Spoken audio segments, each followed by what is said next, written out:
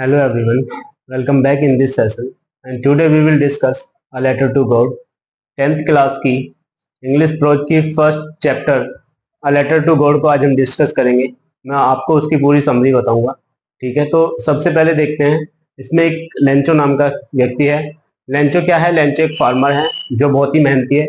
और लेंचो कहाँ पर रहता है? एक घाटी की सबसे ऊंची चोटी पर। एक घाटी की सबसे ऊंची चोटी पर उसका घर है और उसके घर इतनी ऊंचाई पर है कि वहां से अपने सारे फसल को, अपने सारे खेतों को देख सकता है और नीचे की रिवर को भी देख सकता है। ठीक है, तो अब क्या होता है, लेंचो की जो फसल है वो लगभग पक चुकी है। लेंचो अपनी फसल को देखते हुए बहुत खुश हो रहा है। वो कह रहा है कि देखो पूरी फसल जो है अब पक चुकी है और उस पर व्हाइट फूल आ चुका है। और उसकी फसल जो है वो कॉर्न है। कॉर्न आप समझते हो, जिसको हम मक्का बोलते हैं। तो कॉर्न की फसल है और उस पर व्हाइट फूल आ चुका है। और जब कॉर्न पर व्हाइट फूल आता है तो वो बहुत अच्छी फसल मानी जाती है। और शाम का समय हो रहा है और वो नॉर्थ ईस्ट की तरफ देख के बोल रहा है कि अब बस अगर किसी चीज की जरूरत है तो वो है एक हल्की सी फुहार की बारिश की। एक हल्की सी बारिश की जरूरत है। अगर हल्की सी बारिश हो जाए तो ये फसल और भी अच्छी हो जाएगी। तभी जो वो मन में प्रिडिक्ट करता है तो उसकी जो वाइफ होती है, जो शाम का खाना तैयार कर रही है, जो सपर तैयार कर रही है, सपर इन द सेंस जो डिनर तैयार कर रही है, वो भी चाहती है, वो भी कहती है कि ईश्वर की ऐसी ही इच्छा हो।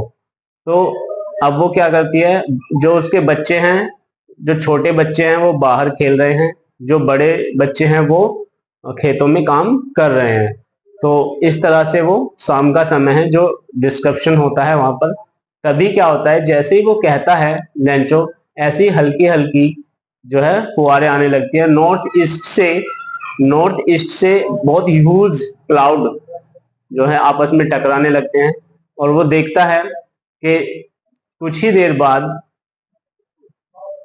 नहीं कुछ ही देर बाद जो बूंदें गिरने लग जाती है, जब वो बाहर जाकर उन्हें फील करना चाहता है अपनी बॉडी पे, तो वो क्या देखता है कि वो न्यू कोएंस कहता है उनको। वो क्या कहता है? New coins.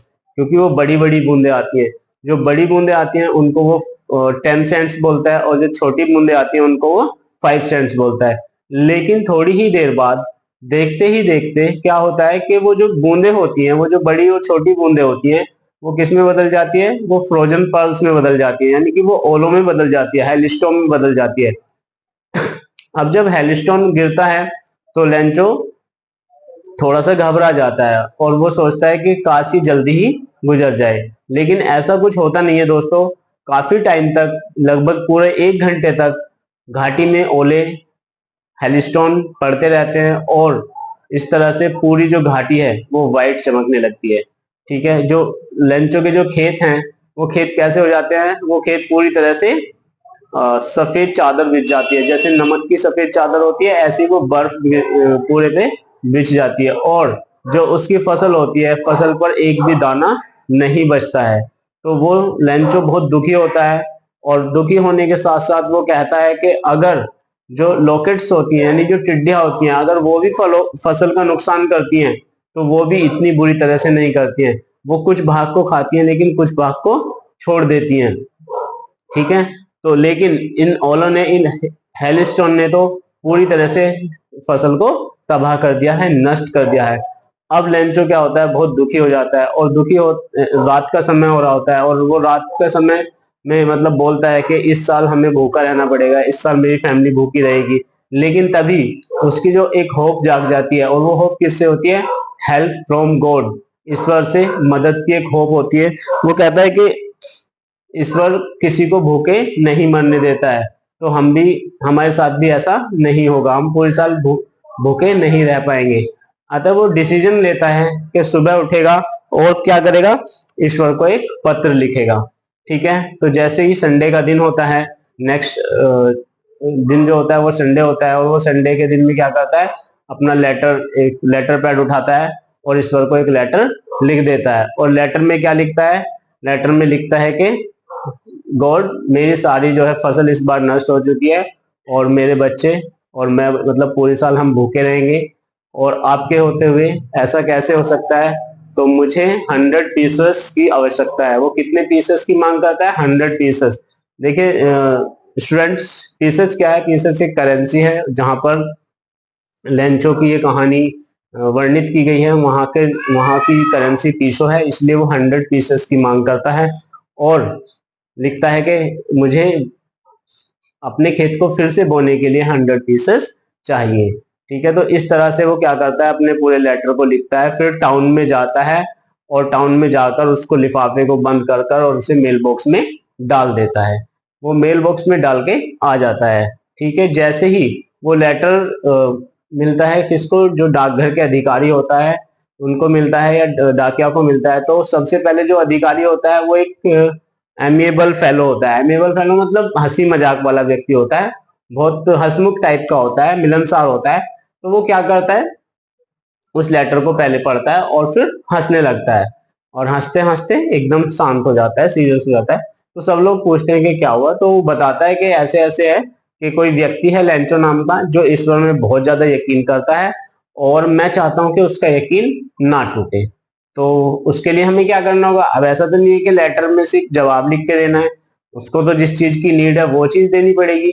तो नीड किस चीज की है लेंचो को, लेंचो को नीड है 100 पीसेस की। किस चीज की नीड है, 100 पीसेस, 100 पीसेस की नीड है उसको। ठीक है, किस लिए, to show, to show his field,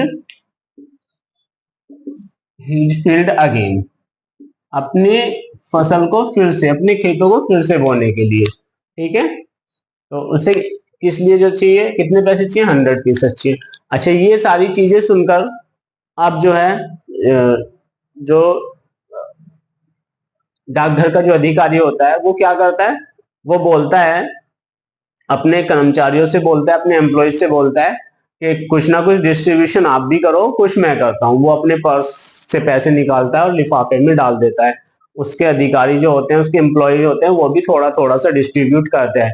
लेकिन इन सब डिस्ट्रीब्यूशन के बाद कुल कितने रुपए इकट्ठे हो पाते हैं, 70 पीसेस। कितने होते हैं, 70 पीसेस। वो 70 पीसेस को रखकर और लिफाफे को वापस डाल देते हैं, दे देते हैं।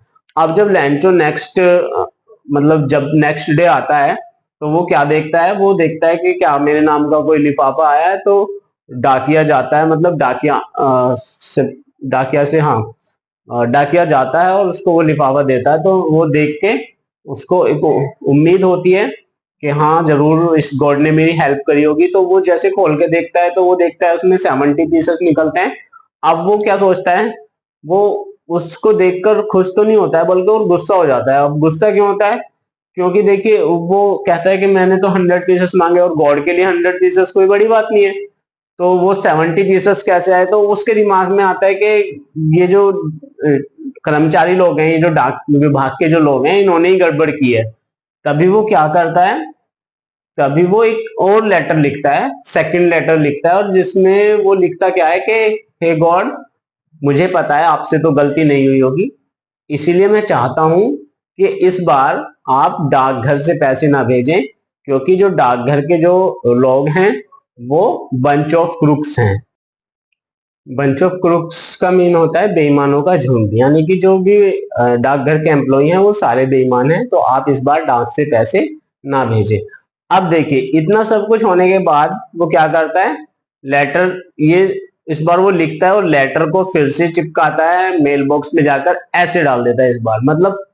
और वो लेटर लिखते बाद भी इस बार वो थोड़ा गुस्से में होता है, मतलब वो एकदम नॉर्मली नहीं होता है, थोड़ा सा गुस्से में, और अपनी जो बो होती है, आईब्रो होती है, उनको चढ़ा के लेटर लिख रहा होता है। और उसको जो डालने का भी तरीका होता है वो ऐसे करके फेंक देता है।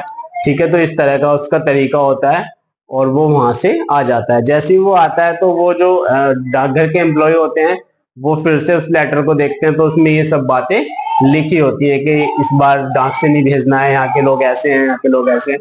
तो वो फिर से हंसने लगते हैं। तो देखिए यहीं पे कहानी का एंड होता है। आप ये सोचिए कि एक आज के टाइम में, मतलब जिस टाइम ये लेटर लिखा गया है, कि राइटर ने उसको कैसे दर्शाया कि दुनिया से, दीन दुनिया से बिल्कुल अलग है लैंचो, और उसको गॉड में इतना बिलीव है कि वो लेटर लिख देता है पैसों के लिए। और जो लोग होते हैं वो उसके बिलीव को ना तोड़ना चाहते हैं, बल्कि कहते हैं कि काश हमारा भी ऐसा बिलीव हो और हम भी ऐसा करें। इसलिए वो उसका बिलीव ना टूटे, उसका ट्रस्ट ईश्वर से ना टूटे, इसलिए वो उसको पैसे भेजते हैं। तो एक और ये बात आपको ध्यान रखनी है कि लेंचो बहुत ही शरीफ दिखाया, बहुत ही ऑनेस्ट है और बहुत ही हार्ड वर्किंग भी है, और वो ऑक्स ऑफ मैन है आप कह सकते हैं। मतलब ऑक्स ऑफ मैन का मतलब है कि बैल की तरह खेतों में काम करता है और बहुत मेहनती है। उम्मीद है आपको ये स्टोरी बहुत अच्छी लगी होगी और आपको समझ में आई होगी। अगर समझ आई है तो सेशन को लाइक करें, सब्सक्राइब करें और कमेंट करें। Thank you for watching. मिलते हैं नेक्स्ट स्टोरी के साथ।